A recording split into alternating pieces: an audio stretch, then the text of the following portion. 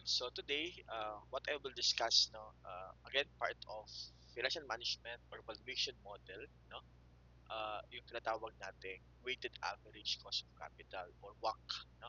So we'll discuss about the topic 3 now, no? About the weighted average cost of capital.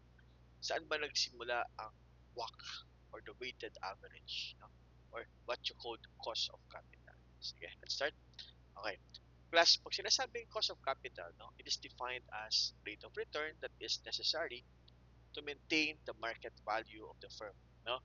So to maintain the market value of the firm or the price of the firm's stocks. Kaya class, no, very important here that is that managers must know the cost of capital. Kaya class, tinatawag dito minimum required rate of return. So if you notice class that in terms of the minimum required rate of return, ginagamit po ito sa capital budgeting. No? If you notice, you have 12%, 10%, kung ano man yung rate na ginagamit natin. So yan po yung ating ginagamit na interest. No? The minimum required rate of return or your cost of capital. So hindi lang po siya sa capital budgeting but also you can use that one in number 2 helping to establish the optimal capital structure saka yung sa FAR nyo, 'di ba, sa FINAC, no? In number 3, making decisions such as leasing, 'di ba? In your FINAC, in your FAR, no? Financial accounting, you have leasing, you have bond refunding, you have working capital management also in financial management. Okay. So meaning to say, cost of capital daw is the cost of capital that is computed based on the weighted average. Dalawa lang naman yan class. There are two kinds of capital financing. You have your debt, utang, mangungutang ka, or number 2 is all about your shares, no? Preference shares or common shares. But with this, we have debt, utang, then we have your preference shares, you have common shares or ordinary shares, and we have our retained earnings. So lahat po yan umiikot, no? Diyan sa ating cost of capital. Later class, no? Please take note, pag sinasabing cost of capital, napakadami po nating uh, formula. Okay. So, ito class yung gagawin natin, no? The essence or the meaning of cost of capital would depends on the user's point of view. It would depends on the investor's point of view or the business point of view. Anong ibig sabihin? Pag user's point of view, ang cost of capital is that it is the amount paid to suppliers of capital for the privilege of using their funds. Okay? Or investors naman, i-return yan. Return generated and obtained from users of capital. Pag sinasabi naman class business point of view, yan naman ay cost. Class, if you notice, users is the cost, investors is return, but business is, it is a cost and a return. No? Combination of users and investors is the business. Again, users, you have your cost amount paid. Investors naman, you have your return. And business, combination of the users and investors. So since we are in the cost of capital, tayo po yung users, we want to compute for cost. Kaya cost of capital. I have here with me some of the formulas. No? So ako lang po yung gumawa nito. No? For example, before tax cost of debt, you have KI. KD naman is equals to KI to be multiplied by 1 minus tax or after tax cost of debt. If you notice, hopefully you are observant. No? Yung cost of debt ay net of tax. Ba't ganun? Kasi class, interest expense is part ng ating income statement. Ibig sabihin, subject to tax, right? Unlike cost of preference, cost of retained earnings, cost of external equity, cost of retained earnings, yung mga dividends po na yan ay hindi po subject to tax. Bakit? Hindi po siya kasali sa ating income statement. Tandaan to ha, only cost of debt are subject to tax. If you notice, KD is equals to KI to be multiplied by 1 minus T. Okay, tandaan yan ha. Okay, we will discuss one by one. Number 1 is about cost of debt. Okay, the before tax cost of debt can be found by determining the internal rate of return or yield to maturity on the bond cash flow. Okay, So I have here formula. No? The formula may be used for approximating yield to maturity on a bond. KI is equals to I plus M minus V divided by M divided by M plus V divided by 2. Ano po ibig sabihin yan? No? Of course, sabi ko sa inyo, if you will avail of loan, you will consider paying for interest. Kaya unang-una, we have our interest. Ano yung M? M is your par value. Par value of the bonds. Ano yung V? Value of your net proceeds. Value or net proceeds. Tandaan po yung V. No? Yung V class is that it is a net proceeds. So how do you compute for the net proceeds? Tandaan na, market value minus flotation cost minus underpricing cost. Ano pong ibig sabihin ng overprice or underpricing or flotation cost? Tayo po ay nag-i-issue ng utang ng bonds. It is the cost of issuing your bonds. Di ba? Pag tayo ay bumibili ng stocks, ng bonds, hindi naman lahat yan ay makikredit sa atin. May bayad din tayo sa mga platform fee, sa mga brokers fee. Yan na po. Again, how do we compute for V? The net proceeds, that would be the market value minus flotation cost minus underpricing cost. Cost of issuing bonds. And N naman, of course, your terms of the bonds in years. Okay, sige, I have your sample. Since the interest, sorry, since the interest payment are tax deductible, the cost of debt must be stated on an after-tax basis. Yes. Again, it is subject to tax. That's why class, the formula here is that KD is equals to KI to be multiplied by 1 minus tax. Where KI uh, is before tax cost of debt, and we have also our tax rate. Tandaan yan ha? Okay. I have sample here. Assuming that Carter's company issues 1,008% 20-year bond whose net proceeds are 940. Okay? And the tax rate is at 40%. Paano po yan? Again, the formula for this is that we have KI is equals to I plus M minus V divided by N divided by M plus V divided by 2. Ano yung, saan nakuha yung 80 pesos? That would be the interest. 1,000 times, ilang percent to? Times 8% times 12 over 12. Kaya po, yan ay 80 pesos. Saan nakuha yung 1,000 as the par value? Given. Sa galing yung 940? Given din. 1,000 minus siguro 60 pesos is the tax.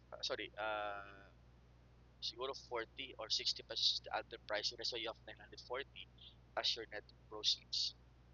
Divided by 20. 20 here is the term of bonds.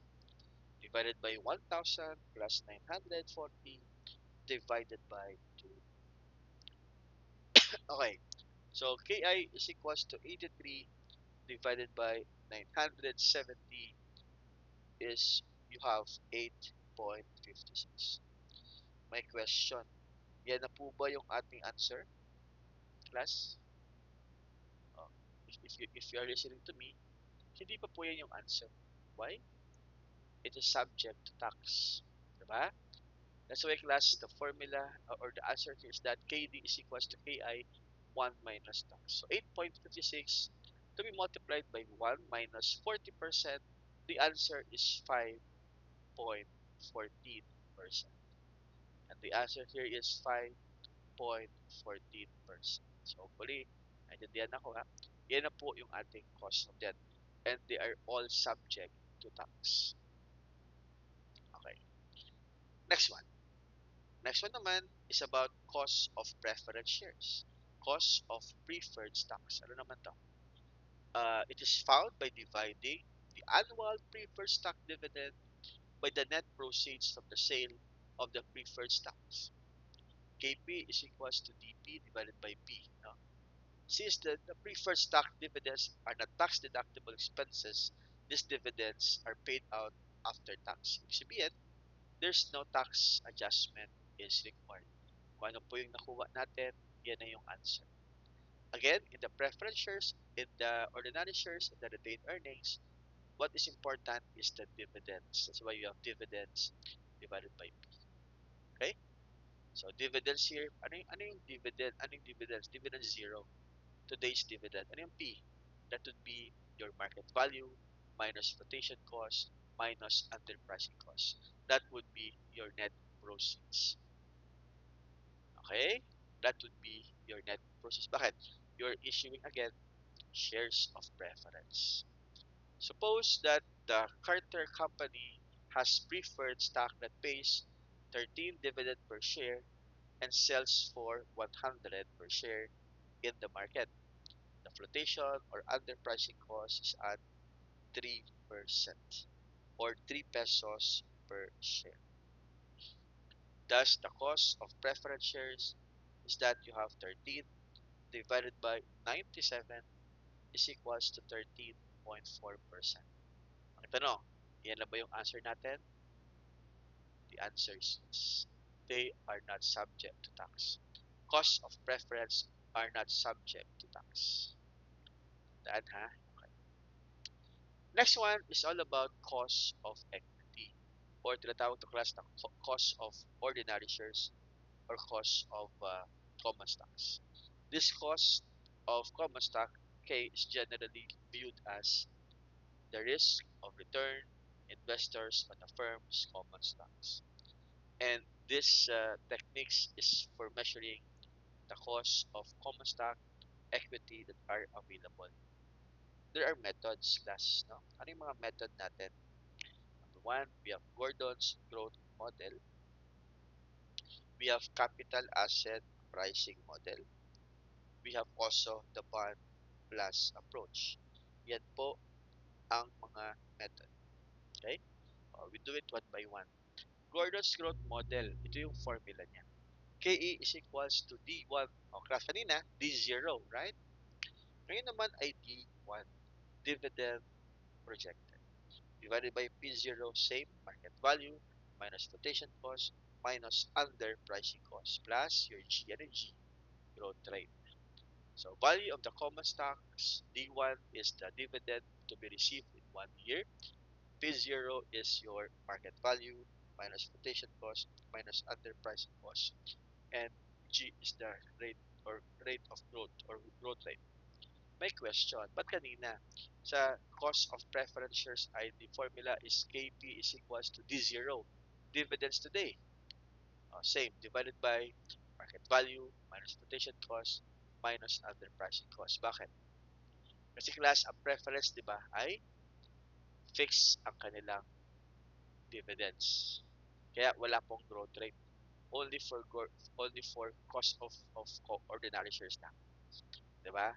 O bakit sa ordinary shares may growth rate? Kasi nga, sino may-ari ng company? Di ba? Ordinary shares. Kaya din, also dividend projected. Kasi nga, na may-ari po ay ordinary shares. Tandaan yan ha? Okay. So with this, cost of equity or the Gordon's growth model. Examples is that we assume that the market price of the Carter's company is 40. So 40 is the market price already. Dividend is to be paid at the end of the coming year with 4 and expected to grow at a constant annual rate of 6%. Ano yung formula? KE is equals to D1 divided by P0 plus G. D1 is 4 pesos, right?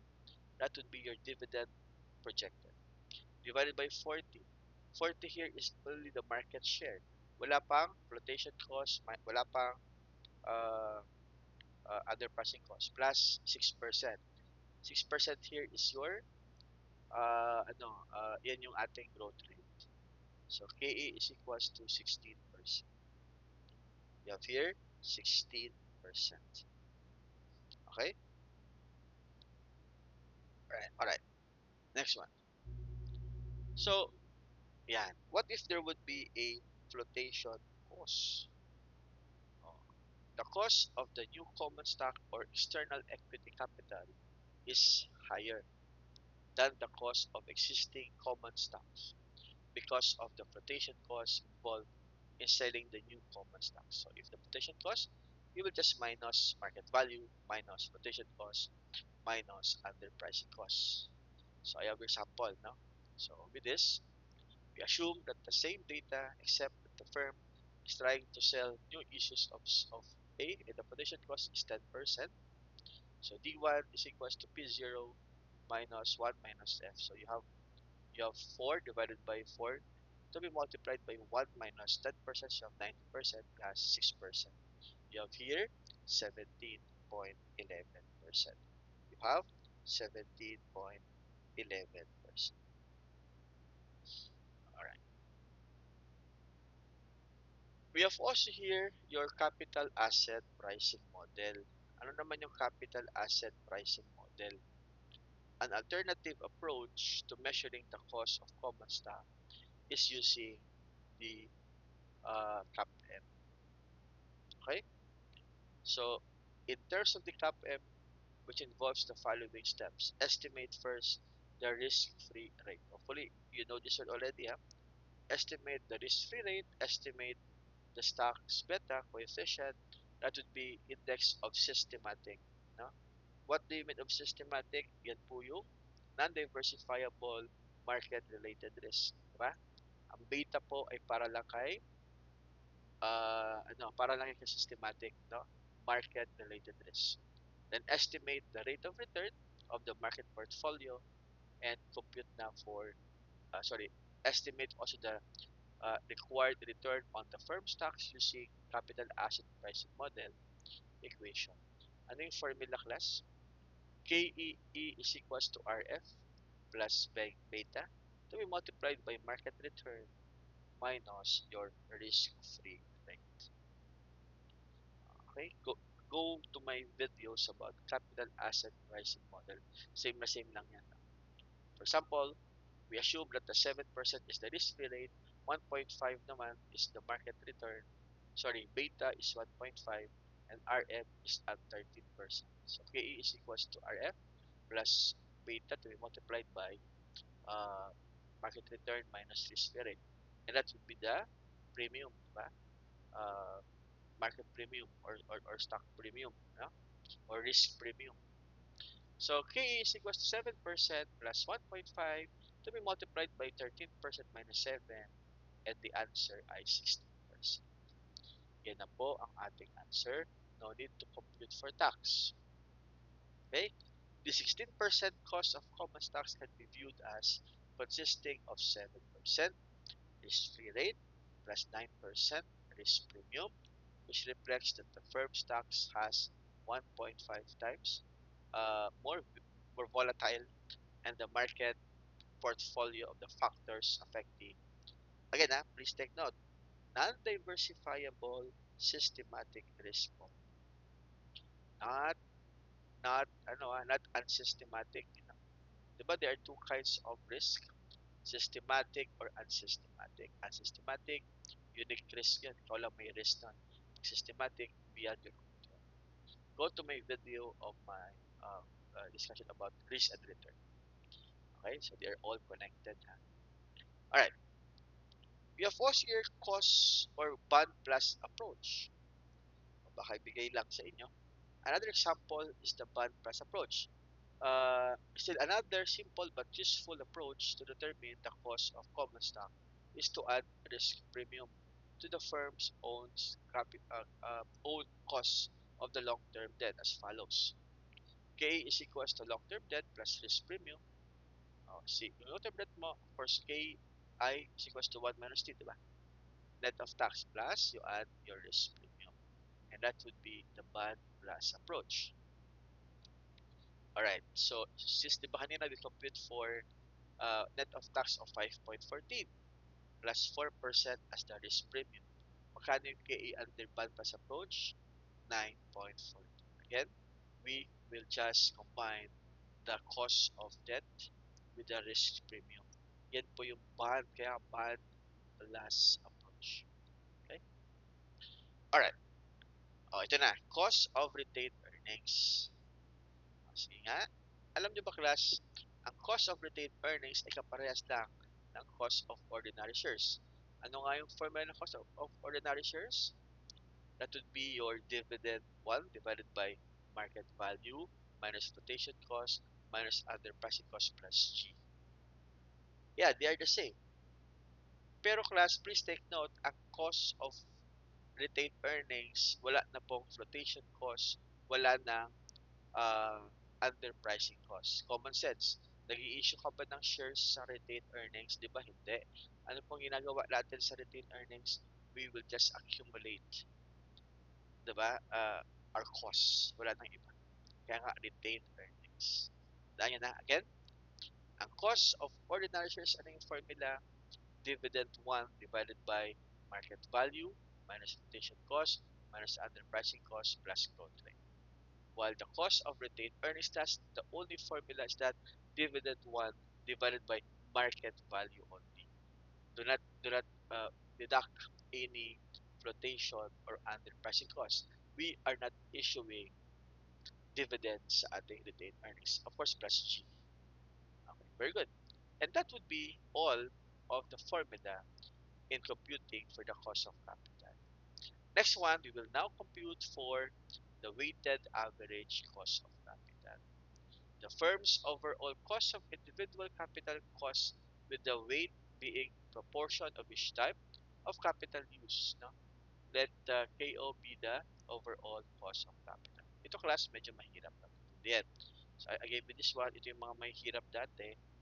Ano na to, ganito lang. No? But don't worry, I give you mas madali. No? On how to compute for the weighted average cost of capital. Ano po yun? For example, this one. Assuming the following capital structures of the Carter Company: bonds 1,000 is 20 million. You have preference shares of 5 million, common stocks of 20 million, retained earnings of 5. Your capital is worth 50,000 or 50 million. Sorry. Eh di ba klase ito yung kanina? Ano una mong gagawin? Look for the weight. 20 million of the bonds divided by 50 million as total capital, you have 40%. Preference shares naman, 5 million divided by 50, you have 10. Then 20 million divided by 50, you have 40%. And 5 million divided by 10%. And that class 100%. Okay? O class, saan galing yung 5.14, 13.40, 17.11, and 16.0? Ito class yung kinumpute natin kanina.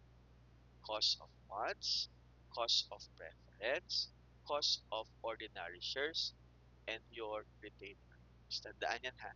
Yan na po yung gagamitin natin. Just multiply the weight by the cost. So 40% times 5.14%, you have 2.05%. 10% times 13.40%, you have 1.34. 40% times 17.11, you have 6.84. 10 to be multiplied by 16%, you have 1.60. Lahat po yan ay we have the weighted cost. No? So if you add all 2 per 0.06 plus 1.34 plus 6.84, and also you have 1.80 if you add all, yan na po yung ating weighted average cost of capital. Magkano? Almost 12%. Almost 12%. So hopefully you learned about the topic of average or the WACC, weighted average cost of capital. So this is my reference, and thank you for listening and hope to see you soon. Bye bye.